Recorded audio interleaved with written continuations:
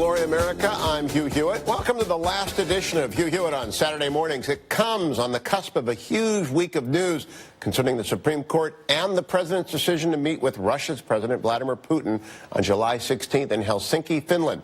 To discuss these two big stories, I'm joined by my two favorite analysts, NBC's Courtney Kube, and she is our Pentagon National Security Correspondent, and Seung Kim from the Washington Post. Welcome to you both. Courtney, I'm going to start with you because the news of the summit broke just as the Supreme Court vacancy did.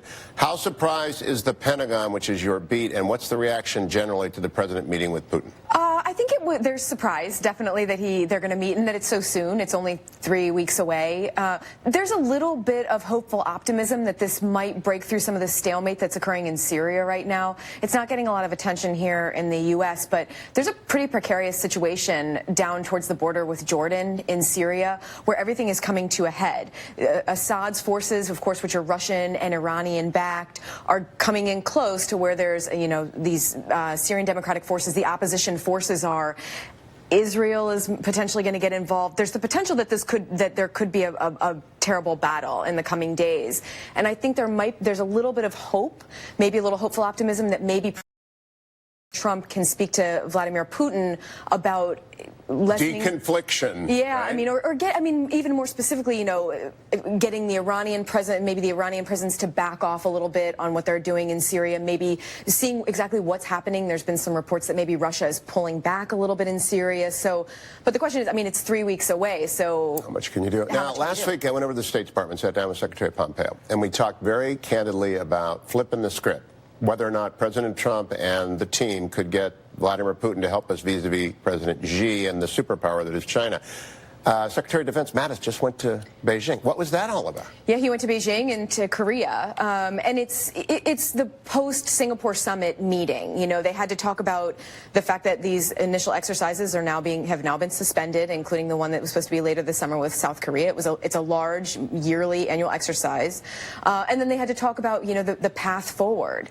Secretary Mattis has not made a lot of news, considering this is a potentially very newsy trip, his first visit to the region since the Singapore summit, but it seems that the theme has been continued strong alliances with South Korea, continued strong military-to-military relationship with China, which of course is going to be very important going forward as these continued diplomatic relations with North Korea unfold. I'm going to come back to the dog that didn't bark, Secretary Mattis, in just a moment. Seung, I've got to ask you about the other story. It was a huge set of wins for originalists like myself at the Supreme Court this week, and then Justice Kennedy stepped down, rather surprisingly to me and many others who thought he would stick around. Who is on that short list, young man? I'm thinking Raymond Kethledge is the front runner, not Brett Kavanaugh, but you tell me who you think is. So the shortlist for the president's replacement for Justice Kennedy has centered around 5 names from that vaunted shortlist that the president has maintained for potential Supreme Court nominees. You mentioned Raymond Kethledge and Brett Kavanaugh, two that we're definitely looking at. There's also Thomas Hardiman of the Third Circuit, which we knew was essentially the runner-up to now Justice Neil Gorsuch. Also being discussed is Amy Coney Barrett, who was just confirmed last year to the Seventh Circuit Court of Appeals, as well as Amul Thapar, who is in the Sixth Circuit. He's a favorite of Mitch McConnell, so I'm sure that gives him a little bit of a leg up. And also, he was the first appellate judge confirmed in the Trump presidency. So who knows what other names could emerge? There's been discussion about Senator Mike Lee, but those are the first 5 I mentioned are generally the ones we've been looking at. But we'll have to wait and see until the president makes his announcement in the coming weeks. Seung, I would also add, if we're doing Magnificent Seven list, Justice Strauss, now Judge Strauss up in Minnesota, and Justice Willett, now Judge Willett in Texas. There are a lot of great new judges on the federal courts, but how important is it that there be a record? Now, what Kethledge and Kavanaugh bring are a decade of federal court opinions about federal law and federal jurisdictional issues, especially the administrative state. How much does that matter to the president, more importantly to Don McGahn and his team in the White House counsel's office?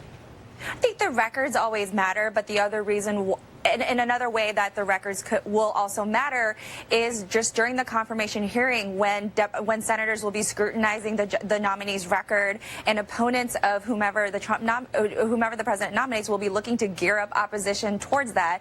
I mean, since we've had the list of 25 names out there, a lot of the outside groups have already been building files and basically opposition files on these judicial nominees and saying even the 5 who've been discussed are disqualifying for XYZ reasons. I know that in the confirmation hearings, Democrats will clearly try to press the nominee on how they would rule on certain hot-button issues. Republicans are already saying that the nominee will adhere to the standard where she said in 1993 that she'll give no hints, no forecasts into how she would rule, and that's generally the way that Supreme Court nominees have conducted themselves in hearings. But the legal record matters because that's going to be the source of a lot of what Democrats and Republicans argue about on Capitol Hill in the coming weeks. You know, it's a simple majority vote, and all of the posturing doesn't matter since Harry Reid broke the filibuster in 2013. If you've got 50 votes in the vice president or 51 votes, it's over. So the one thing I see the Democrats banking on to block a nominee is that nominee melting down in front of the committee, under the lights, under the stress. That's why I kind of lean towards Ketledge. I know he's sort of the unflappable Michigander. He also isn't a Yale or a Harvard law degree person. How much do the theatrics figure and the politics figure into the selection process right now, Seung? Very much so. And if you recall with Justice Gorsuch, I mean, he performed very well under his confirmation hearings last March. So the confirmation hearings matter greatly. But again, since we know that the nominee isn't going to wade into these really contentious issues such as abortion, it may not, matter ultimately much at the end. But the politics, you can't understate the politics of this nomination. First of all, this comes in a very already heated midterm year. And we already have a lot of Democratic senators up for re-election in states where Trump is very popular, won them in 2016 by double digits, and where the Democratic senators will feel pressure to confirm whomever Trump picks. But look on the other side, we have Senator Susan Collins of Maine and Lisa Murkowski of Alaska, both very independent-minded Republican senators who haven't been afraid to buck their party. They both support abortion rights, and that's going to be the frame that Democrats use in the coming weeks, that this is the nominee that could overturn Roe versus Wade. Let me ask you both. This is not going to be the summer of love. This is not 51 years later and everyone kumbaya. It's very, very tense. Does it get worse or better from here on, Courtney, in your view, with a summit and with a Supreme Court nomination? So, I mean, Seung can speak much more authoritatively than I can on the Supreme Court nomination. I can't imagine that that's going to be a pretty process. As far as the summit, I think one of the big concerns is that President Trump he stands next to Vladimir Putin and praises him. Sort of what we saw with Kim Jong-un in Singapore, right? There's a lot of concern that he will make comments about meddling in the election that will disparage the investigation. We've already seen that, actually. But to stand next to Vladimir Putin and do it just brings it to another level. There's also concerns that he might make concessions or agreements. There are a lot of people after the Singapore summit who felt that he did that he made concessions to Kim Jong-un and to North Korea without getting enough in return. Could he potentially do that with Russia and then only further alienating the United States from European allies and other NATO members? Quick exit, Seung, are things going to get easier and nicer on the Hill, or is it just going to descend to the 7th ring of political hell? Well, it's not going to be all nice and, fuzzies on Capitol Hill now, especially in the Senate. I mean, there are a few things in Washington that are more contentious than a Supreme Court confirmation. You and I know that very well, Hugh, and especially one that has the capacity to change and reshape the court in the way that Kennedy's retirement does. It is definitely going to be gloves off from here now through November. I think you're right. Thank you, Courtney. Thank you, Seung. I'll be right back. Dr. Larry Arnn is probably the most influential conservative that the MSNBC audience has never heard of, but he joins us next.